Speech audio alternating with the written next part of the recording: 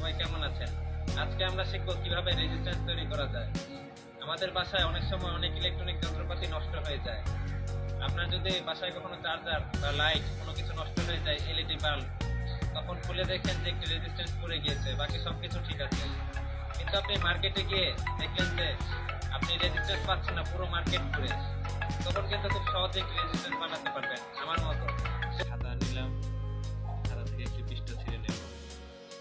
আমরা এই পৃষ্ঠাটি ছিঁড়ে নিয়েছি, আমি আগে এই পৃষ্ঠাটি ছিঁড়ে রেখেছিলাম। এই যে সম্পূর্ণ হয়ে গিয়েছে আমাদের রেজিস্ট্যান্স বানানো, এবারে সম্পূর্ণ হয়ে গিয়েছে আমাদের কাজটা। দেখুন, এবারে আমরা মাল্টিমিটার অন করে দেখবো যে আসলে রেজিস্ট্যান্সটি তৈরি হলো কিনা। মাল্টিমিটারটি প্রথমে আমরা রেজিস্ট্যান্সের ঘরে দিয়ে দিলাম।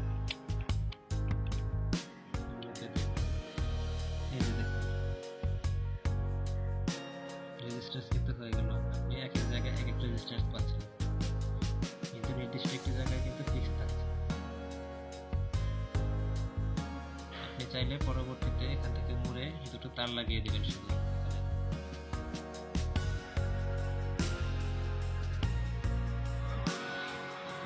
এই যে দেখুন, তৈরি হয়ে গিয়েছে আমাদের রেজিস্ট্যান্স। আমি শুধু দুটি কাগজের দুই প্রান্তে দুটো তার লাগিয়ে, অস্ট্রিক দিয়ে দুটো তার লাগিয়ে রেজিস্ট্যান্স তৈরি করে ফেলেছি। এভাবে খুব সহজেই খুব কম টাকায় আপনারা বাসায় বসে রেজিস্ট্যান্স তৈরি করতে পারবেন।